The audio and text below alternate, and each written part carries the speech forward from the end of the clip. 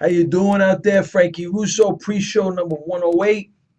We're over here at 77 WABC, getting ready for the big live show at 106. Join America's team. Go to facebook.com/Frankie Russo Show. Go to the icon, click on the icon, and help the men and help America's team help the men and women of the United States Armed Forces fight this problem of post-traumatic stress disorder. It's a problem that's, unfortunately, it's becoming a big problem because all this stress and all the traumatic stress that our men and women of the United States Armed Forces are going through, it's creating an alarming rate of suicide. So we got to do this. We're going to keep going. We're going to keep going with this because I believe that we could help. We're not looking to replace the treatment. We're looking to augment. We're looking to take a few rooms with some handheld biofeedback devices, some doctors and some nurses, start off at a very moderate rate and try to build it into something. So please go to facebook.com/Frankie Russo Show. Go to the America's Team icon, click on it, and it'll take you there. We got to do this. Okay, and as always, I got my, I start off every pre-show with the motto.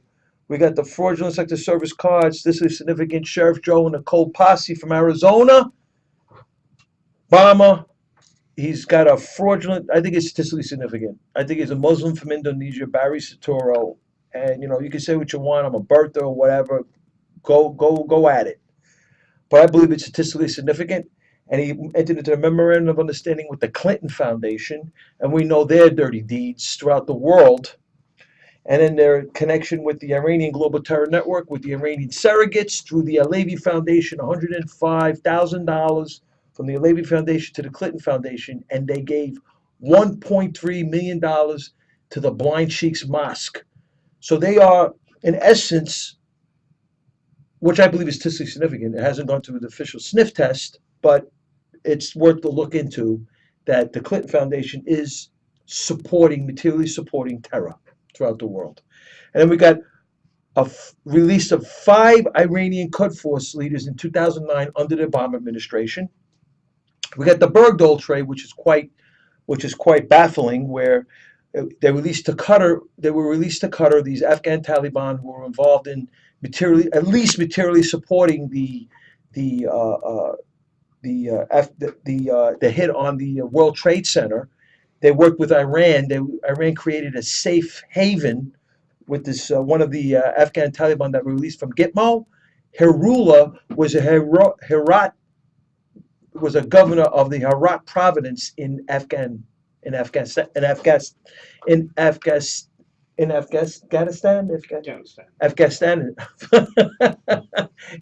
It's almost 12 o'clock, man. But anyway, Hirullah was a former governor of the Herat province in Afghanistan. Okay. So what I'm trying to say is he's also tied into this Al Qaeda Iran nexus in the Sahadan city of Iran, where they created this safe haven for some of the terrorists that hit the World Trade Center in 2001. He's involved in all that. These are very bad people that were released. The Afghan Taliban, the 5 Afghan Taliban, very bad people. But they used Bergdahl. And then they were sent to Qatar, and Qatar is known for their terror financiers. One of them was al-Numani. To give you an example, al-Numani he gave $2 million a week indefinitely to ISIS. That's United States Treasury Department. And he gave hundreds of thousands of dollars to al-Suri.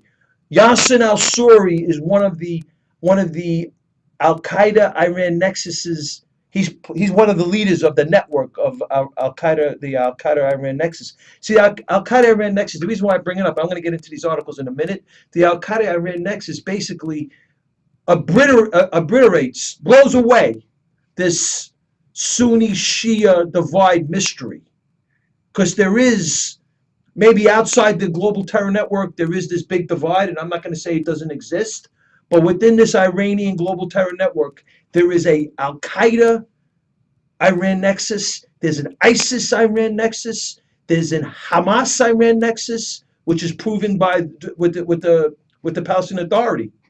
There's the Afghan Taliban nexus, which I mentioned, the Harula, and there's the Hezbollah Iran nexus. So with all this going on and all this craziness, with the Sunni Shia divide and all that, and nobody wants to, Iran will never get together with Al Qaeda because Iran is considered the world's state sponsor of terror. But Iran has been materially supporting all these various terror actions and terror incidences throughout the world globally for decades, at least materially supporting. So then we got the Palestinian Authority, Hamas, and Iran is on the back end. We're sending hundreds of millions of dollars to Hamas, Iran, and Iran is there funneling, not only giving tens of millions of dollars, according to the Congressional Research Service, tens of millions of dollars, Congressional Research Service, plus rockets to drop on Israel. And then we got the Syria, this Syrian rebel mission that was put forth by the Obama administration, and with Assad, at least $500 million was sent there. And according to CENTCOM, they only produced 30 soldiers for these Syrian rebels. Then it was 10 soldiers. Then it was 9 soldiers. Then these soldiers were given the weapons to the ISIS in Syria.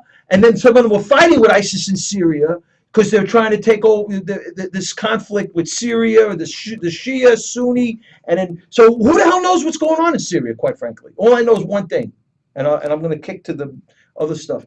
Syria gets 6 to 15 billion from Iran. That I know. So Syria fronts for Iran.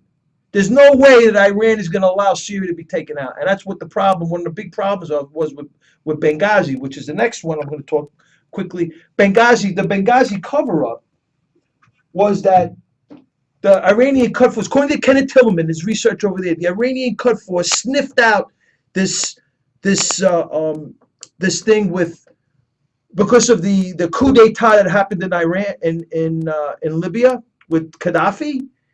They hit a coup d'etat, the Libyan Islamic Fighting Group, with Ben Kumu, with Abu Khatala and others, the military commanders, who actually sold weapons to the Gaddafi general, to Gaddafi.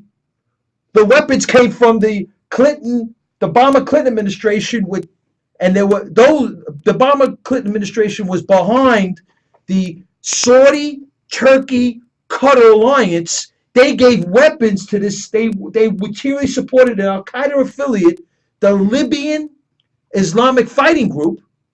They gave them weapons. This here Abdul, who's from Egypt, who was the military commander of this, according to Claire Lopez and some other sources that I was checking out. They got sourced. They got the weapons, and they were giving weapons to Gaddafi. They were selling weapons to Gaddafi. A Gaddafi general, they were worried that a Gaddafi general was going to find out. Here Abdul, the guy from Egypt, from Muslim Brotherhood, got Abu Khatala to whack the general of Gaddafi. And then eventually, they just took over Libya. And how did this happen? Quickly, Gaddafi was the coup d'etat in '69, 40-year or so anniversary, according to Claire Lopez and other sources I was checking out. They had this thing where he put Ben Kumu was in Gitmo. He was released to Tripoli prison, I think in 2007. He's in Tripoli prison in 2010. Gaddafi's son and the Obama-Clinton administration convinced Gaddafi to release all these jihadists. So from 2010 to February 2011, he had all these jihadists out there. The Obama-Clinton administration conspired with Turkey, Saudi Arabia, and Qatar to arm the Libyan Islamic Fighting Group. And they whacked out Gaddafi. And they whacked a Gaddafi general. And then from there, September of 2012, we have Benghazi. 4 Americans got killed. So there. We'll get more detail with that because I'm going to piece the Gaddafi coup d'etat because Hillary Clinton is claiming that nobody got killed in Libya. She said that. And I'm going to show you how the Gaddafi coup d'etat is connected to Benghazi. I already got it. Abu Qatada was just captured months ago for Benghazi. And he's involved in the coup d'etat. And so is Bin Kumu. Don't worry, I'm going to connect that next week. So let's get to some articles. I'm sorry, I got off on a tangent. Is that all right? It was a good tangent. Was it?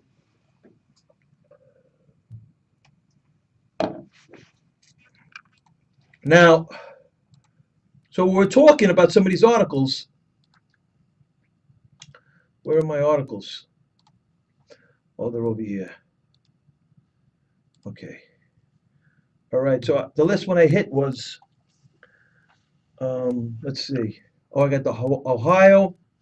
We had the Ohio lost 112,000 jobs due to TPP, resulting from the United States trade deficit. Countries that are part of the TPP, Trans-Pacific Partnership Agreement. I'm not going to get into the weeds on this, just that Ohio, in terms of percentage of jobs lost in the trade with TPP countries, among the 50 states with the District of Columbia ranked in the report released by the Washington-based think tank, lost jobs representing nearly 2.2% of the employment in Ohio. It's a lot.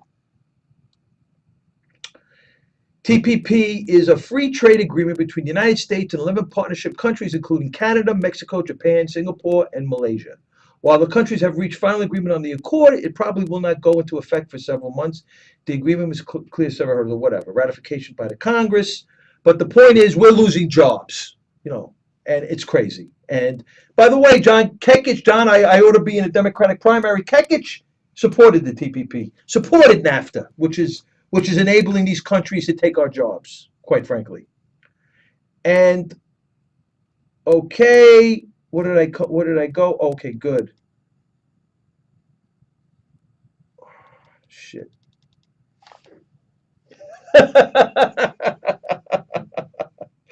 Lord have mercy. Okay, good. Here we go. Grieving mom responds to Kekich's amnesty and a 100-day pledge. Visit.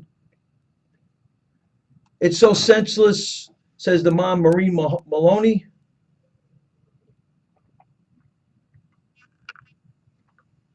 The death of countless Americans at the hands of these illegal aliens. It's crazy. 23-year-old son was hit by a repeat offending illegal alien drunk driver. Although Matthew survived the initial crash, he died as he was subsequently dragged a quarter of a mile, caught in the wheel well of the illegal alien's pickup truck as the aliens sought to flee the crime scene. Keep that one? Crazy. I tell you, you wonder, people upset. I mean, this is insanity. Absolutely insanity. Forget Soros. Soros is funding John Kekich. We know it is this fraud Kekich. Iran warns of possible Armageddon if Syria can't be held together. Look at this. The possibility raised by the U.S. last month that Syria might not stay whole if the conflict there didn't end soon could lead to Armageddon in the Middle East. Please. They are.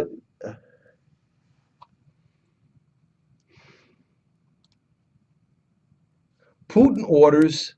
Syria opposition says Russian military pullout helps peace talks. Okay, right. The deal is done. Russia came in, helped Iran, and Syria's fronting. Iran's giving billions of dollars to Syria. Russia's big part of Russia's economy is oil. Russia entered into a big agreement, $1 billion agreement with Iran in 2014. Iran's now on OPEC. So Iran's now on the books. They were blaming Turkey for the black market, the smuggling of the oil, because that's how Iran survived all those economic sanctions for the last couple of years. So this whole thing, Russia got in. They showed a presence. They helped Iran with Syria, the front to keep Assad in there. And this is a facade. Russia is working with Iran, and obviously they're in opposition of Saudi Arabia. But Saudi Arabia is only concerned about their market share in OPEC. That's all they're concerned about. Well, and also too, they're afraid they're going to get whacked because Iran wants to take over.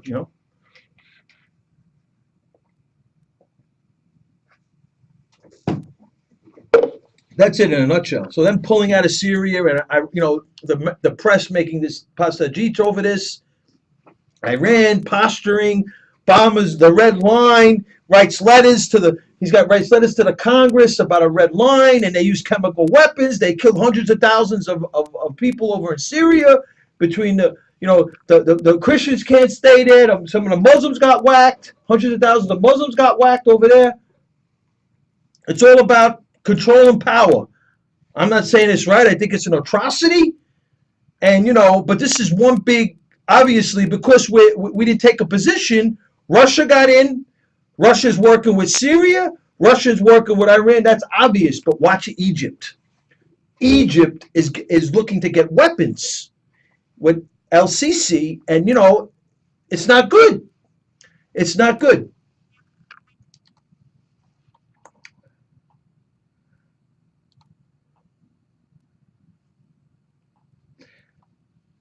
Oh, they found U.S. Citizenship Immigration Services officers refused to let the Department of Homeland Security investigators detain the man accused of providing weapons to San Bernardino terrorists. You believe this?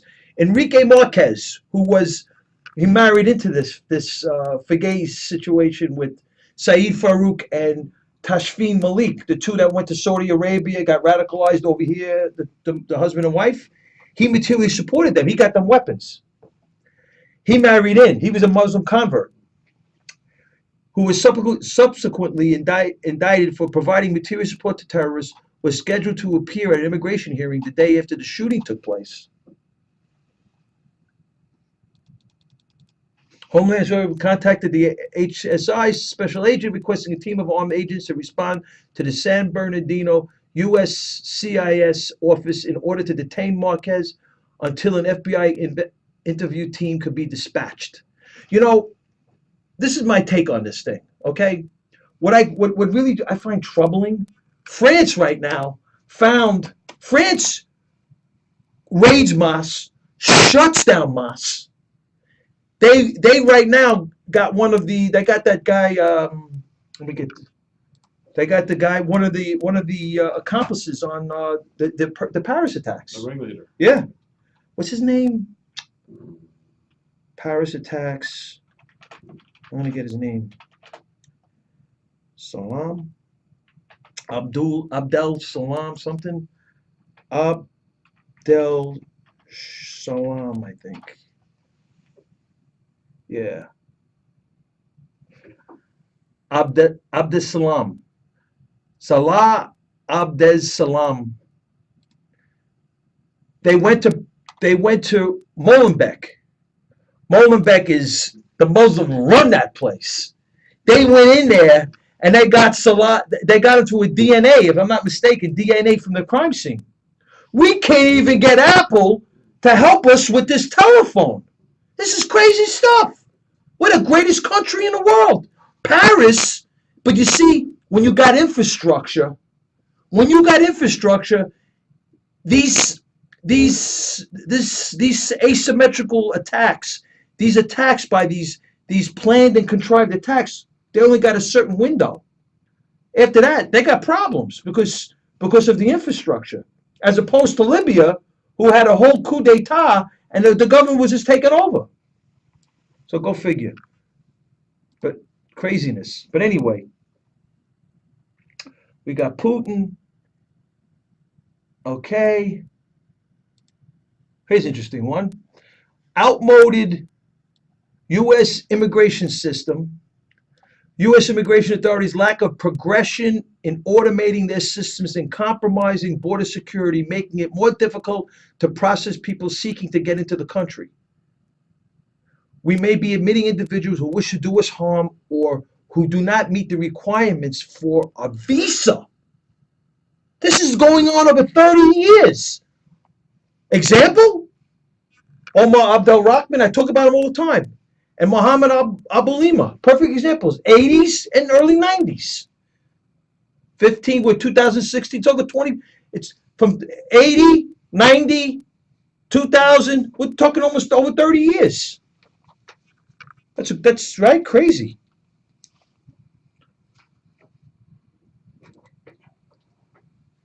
Interesting stuff. 3.6 million people in Brazil take the streets demanding leftist president to resign. Now, I'm not conjuring up violence. I'm not conjuring up anything, but we Americans have a right. So I'm just saying, instead of 3.6 million people going to the streets demanding Barack Obama and Hillary Clinton to resign, we should just go to the polls and vote Donald Trump in and let them deal with it. We got a guy that's a business guy, highly successful, and let him negotiate for the American citizens and bring prosperity, jobs, health care, and all the things that we need. I mean, this is crazy. Right? Right.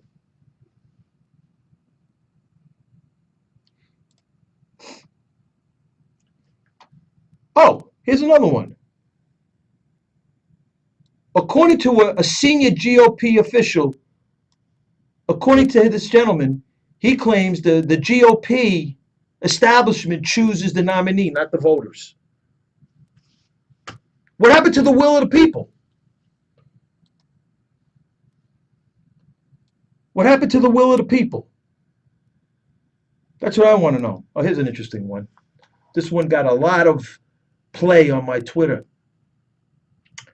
California motor voter law will allow illegal aliens to vote. In California, Jerry Brown wants to put a wall around California if Donald Trump gets into the presidency. A California state bill was just signed into law by Governor Jerry Brown, the whack job, that will register and allow illegal aliens to vote in U.S. elections by a flick of a pen. Not even a period. I mean, this is insanity. We have no way. I mean, this is the reason why American citizens are outraged. This is why Donald Trump's going to win. The new Motor Voter Act that is now law in California automatically registers residents of California to vote at the DMV. According to the law, a report by the Washington Times, this is the, let me get the publication. This is reported by rawconservative.com. According to the law and a report by the Washington Times, the new Motor Voter Act automatically registers to vote all eligible voters, illegal aliens. How are they eligible? That's like you telling me the Canadian is eligible to be president of the United States. Or in other words, a foreign national could come here, drop a baby, and the babies could run for president. What happened to the time period? I mean, we're not into the 1700s where we haven't even formed a country yet. We're over 200 years old. We have rules and regulations. If foreign nationals come in here and drop babies, they have to go through the process. Their children, if the mother and father are naturalized at the time of their birth, could run for president. This is insane. We have the register to vote when they obtain or renew their driver's license at the Department of Motor Vehicle instead of requiring them to fill out a form. You think this is right? I don't think so. John Boehner is endorsing Paul Ryan for president. You believe that one? Oh yeah, here's another one. Here's another beauty.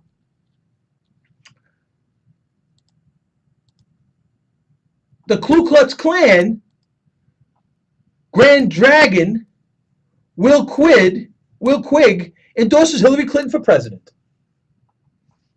Didn't hear anything about that, right? Yeah.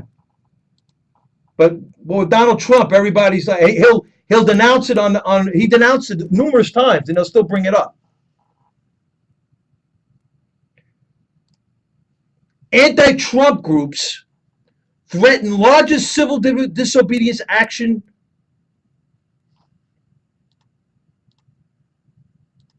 in our century.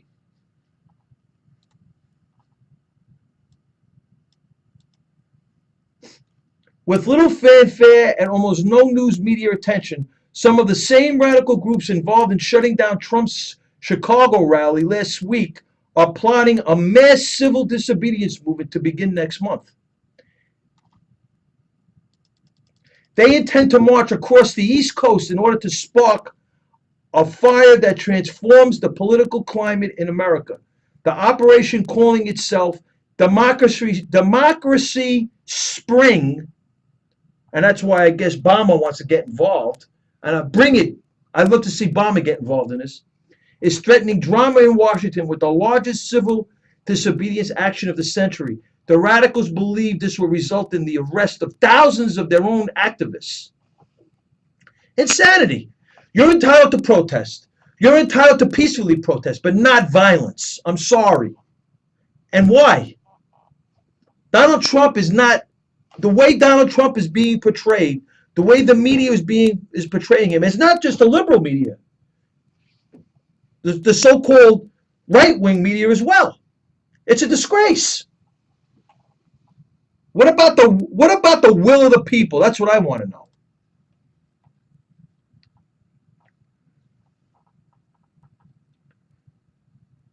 Here's a good one. Here's a good one. We're almost done. We got a lot of good articles. Right?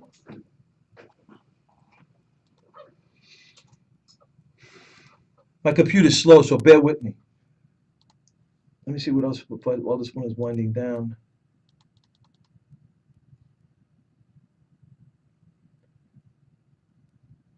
They conducted a survey. If Hillary Clinton and Donald Trump end up being the nominees from each party, they're claiming that Donald Trump will get 20% of the Democrats. I'm not sure of the sample size. I'm not sure of how scientific the survey, the poll was, what the way. I'm not sure of the overall descriptive statistics and how it was laid out, but I'm not surprised.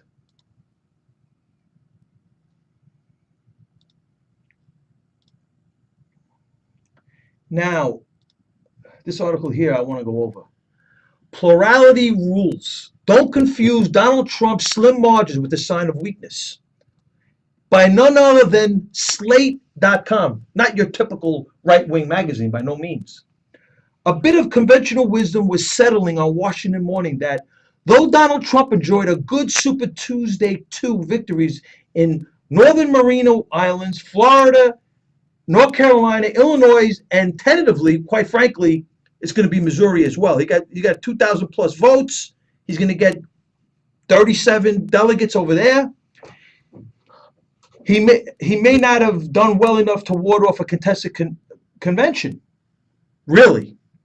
John Kekich's win in his home state of Ohio deprived Trump of a juicy 66 delegates. He's still not shown that he can claim a state with anything greater than a plurality of the popular vote.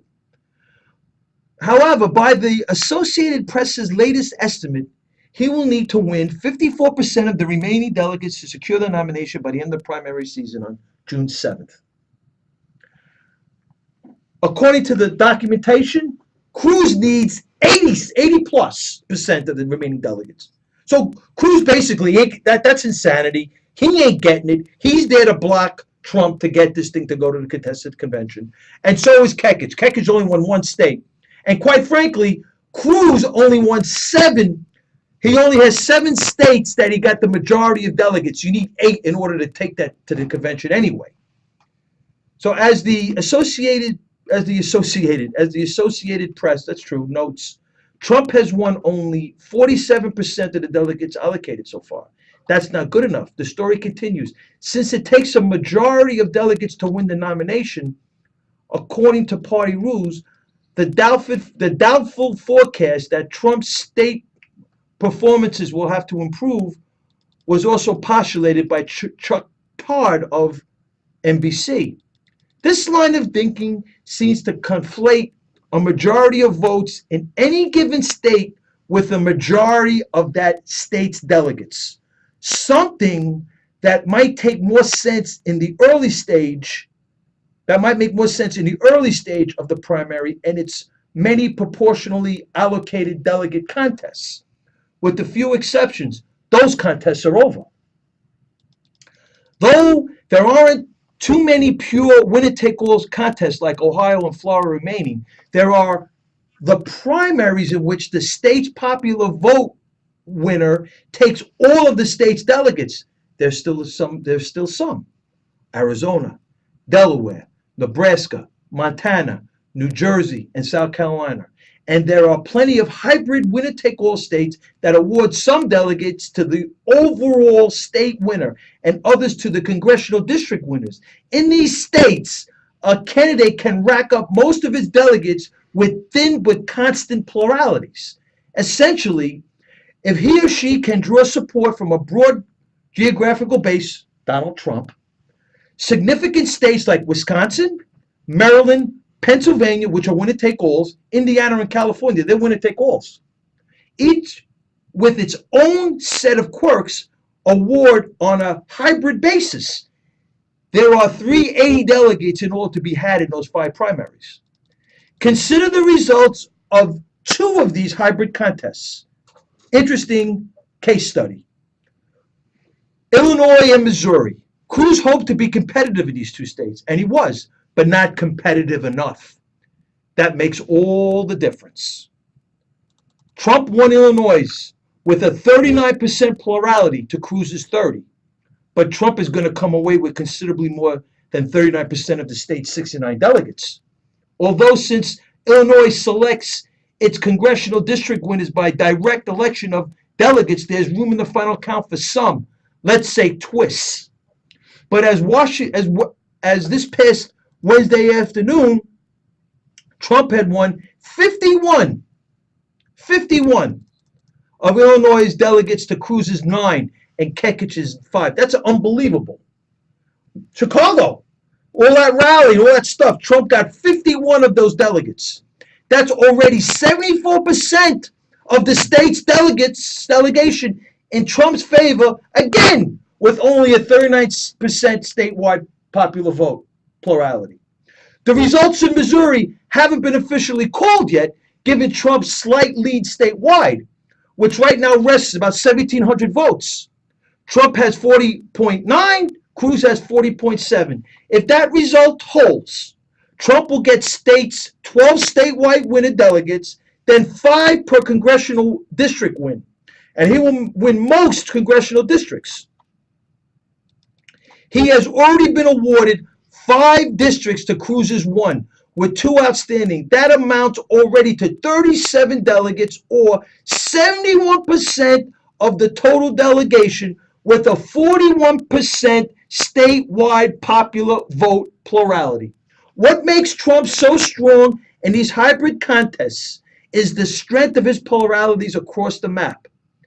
In Illinois, he built up wide pluralities in Chicago and its suburbs, while also performing well in more rural counties in the eastern, western, and southern parts of the state. Cruz had him beat only in the central parts of the state surrounding Springfield and Corona. Missouri's map was similar. Cruz took the areas surrounding Kansas City, Columbia, and Missouri Springfield. But Trump crushed in rural counties and also took pluralities in St. Louis City, which has a negligible number of Republican voters, and its surrounding counties, which have many Republican voters. If you're winning pluralities in both large rural escapes and urban areas, you're going to win a lot of congressional districts, winner take all delegates, even if the margins are slim.